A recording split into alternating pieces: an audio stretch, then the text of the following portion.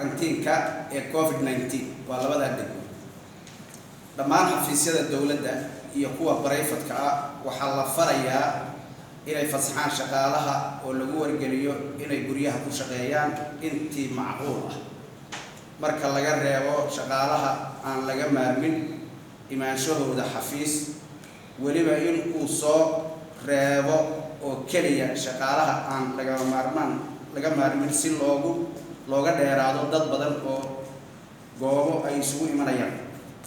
wasaaradda kalluumaysiga iyo waliba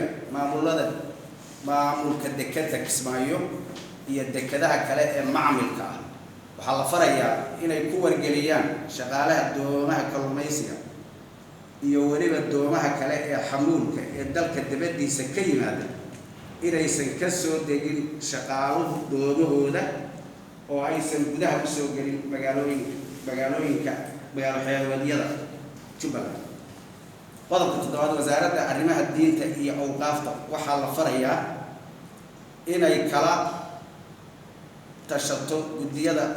culimaa diinada iyo macallimiinta dugsiyada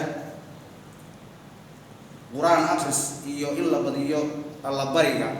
muddada cabsida laga qabo xanuunkan ilaahay haynaga ilaaliyo beheradaha shaaha iyo maqaaxiyaasha lagu cunteeyo waa inay aad u koobaan isu imaatinka dadka oo ay joojiyaan fadhi ku dirirka iyo in dad badan hal fadhi isugu wada yimaadaan guud ahaan shacabka Soomaaliyeed ee ku dhaqan deegaanada Jubbaland waxaa lagu boorinayaa qof walba in uu mas'uuliyad shakhsi ah iska saaro caafimaadkiisa iyo caafimaadka bulshadiisa isla markaana uu qaato talooyinka bahda caafimaadka ee la xiriira ka hortagga xanuunka COVID-19 qodobka tobnaad dhammaan meheradaha ganacsiga iyo xafiisyada dadka badani soo booqdaan